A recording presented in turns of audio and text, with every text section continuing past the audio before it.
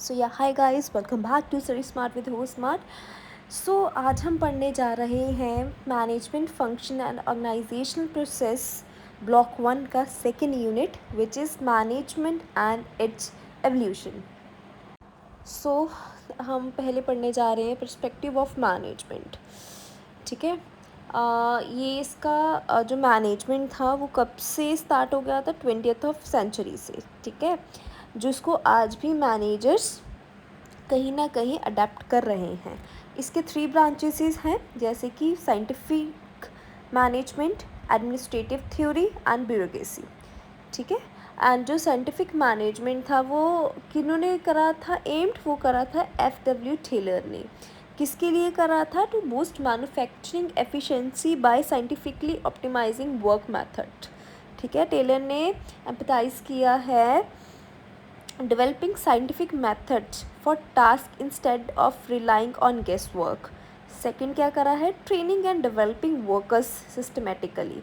Third करा है collaborating with workers to ensure task align with scientific methods.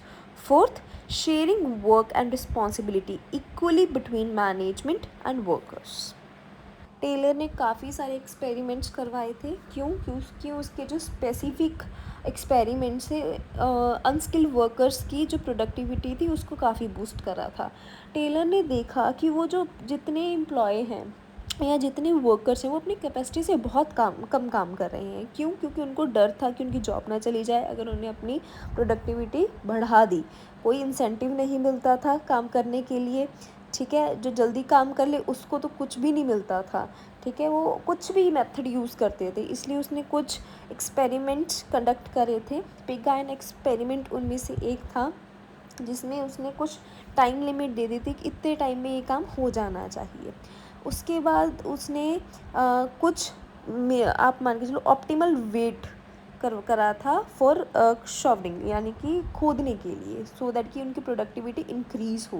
Third था कि एक मोशन में ब्रिक लेइंग करी जाए, जिसकी वजह से जो प्रोडक्टिविटी है वो बढ़ेगी, जो एफिशिएंसी है वो इम्प्रूव होगी।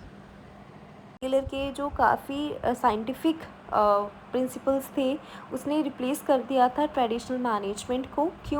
क्योंकि सबको पता था कि इसकी वजह से जो हमारे एम्प्लॉयज़ हैं उनकी जो प्रोडक्टिविटी है वो बढ़ रही है एंड टाइम वेस्ट नहीं हो रहा है। एंड उसने कुछ फेयर वेजेस देने स्टार्ट कर दिए थे, सो दैट कि जो जितनी प्रोडक्टिविटी दिखाएगा उसको उतनी सैलरी मिलेगी काइंड ऑफ। ठीक है, उतने वेजेस मिलेंगे।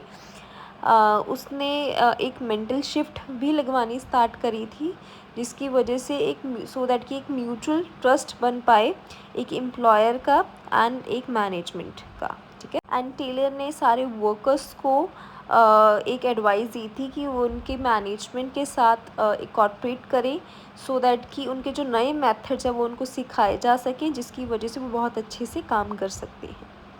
एंड इसके बाद ऑफ कोर्स इंसेंटिव सिस्टम आना स्टार्ट हो गया था, जिसकी वजह से काफ़ी कुछ मतलब सब कुछ देखना पड़ा, जिसमें से कुछ था है ना कि स्टिफलिंग क्रिएटिविटी थी, रिड्यूस वर्कर्स थे एंड सो थिंग्स था, जो एक बार आप पढ़ लो सो दैट कि आपको सारी की सारी चीज़ें क्लियर हो जाए। सो फयल, फोलट, टेरी, ड्रकर एंड कुंट्स की ये थ्योरी थी, जिसमें डिफाइन कराया गया है कि universal management functions and principles for good management practices, providing a framework for organizing activities and structures with organizations. Fayol ने प्रपोज करा था 5 मैनेजमेंट फंक्शन, जिसमें से इंक्लूडेड है planning, organising, commanding, coordinating and controlling. उसका बिलीफ था कि that management was common to all human endeavours, whether in business, government, charity organisation और एट होम। सो उसने इनको बहुत 14 पार्ट्स में डिवाइड करा था। First is division of work, authority and responsibility, discipline, unity of command, unity of direction. And उसके बाद आता है subordination of individual interest to general interest. उसके बाद remuneration of personnel, centralisation, scalar chain, order, equality, stability of tenure, initiative, esprit de corps. Taylor ने focus करा था managing workers के ऊपर। लेकिन जो फयल थे उन्होंने फोकस करा था जनरल मैनेजमेंट फंक्शंस के ऊपर। जो मैक्स वेबर थे, जो कि जर्मन साइकोलॉजिस्ट थे, उन्होंने एक डेवलप करा था theory of bureaucracy. Bureaucracy management में ऐसे फीचर्स क्या थे? अब उसमें था एक job specialisation, hierarchy, formal selection, rules and regulations, impersonality and career orientation. Although ये फुली एग्जिस्ट नहीं करते, बट कहीं ना कहीं ये बेसिस हैं उन लार्ज ग्रुप को संभालने के लिए। ठीक है। क्लासिक मैनेजमेंट में क्या था? मैरी पार्कर एंड चेस्टर ने एक फ्रेमवर्क करा था जिसमें मैनेजर्स को ट्रेनिंग दी जाती थी एंड उनको कुछ रूल्स एंड रेगुलेशन समझाए जाते थे। अब फॉलेट, उन्होंने क्या करा था? उन्होंने मैनेजर एंड वर्कर्स को एक ग्रुप की तरह कंसीडर करना स्टार्ट करा था, जिसपे कुछ भी हो जाए वो अपनी कोऑर्डिनेशन ना खो दे एंड उस सिचुएशन को एक्सेप्ट करे। अब हम आते हैं अपने नेक्स्ट टॉपिक पे, which is human relations approach और द बिहेवियरल अप्रोच। अभी ये ह्यूमन रिलेशंस अप्रोच है क्या? ठीक है, ये अंडरस्टैंडिंग है साइकोलॉजिकल एंड सोशोलॉजिकल फैक्टर्स को समझने की, जिस पे क्या करा जाता था? लीडरशिप पे फोकस करा जाता था, एम्प्लॉय की परफॉर्मेंस देखी जाती थी, उसकी कम्युनिकेशन देखी जाती थी, और उनकी मोटिवेशंस देखी जाती थी।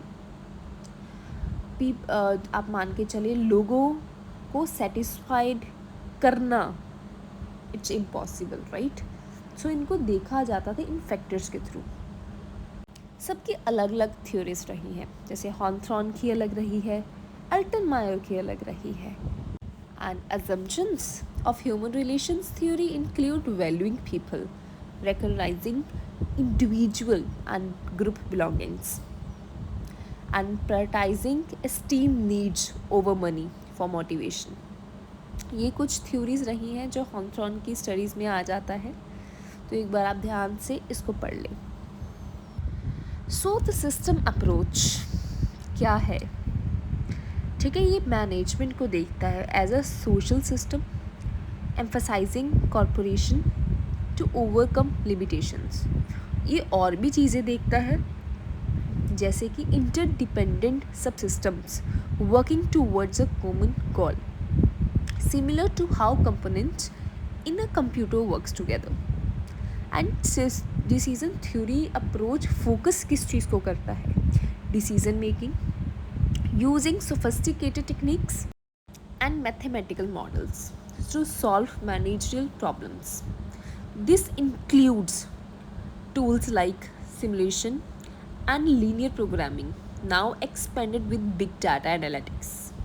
The contingency approach recognized that no single management approach works in every situation, advocating for flexibility based on context.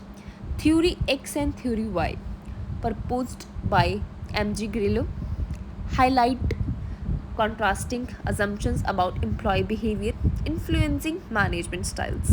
So सबकी अलग अलग थ्योरीज रही हैं, एक बार आप अच्छे से पढ़ लेना। अगर कुछ आपको हेल्प चाहिए होगा एंड मेरे पास उसके नोट्स पड़े हैं तो I can of course email you. ठीक है, रेस्ट बाकी एक बार आप अच्छे से वीडियो समझ लेना। And thank you so much for watching this video.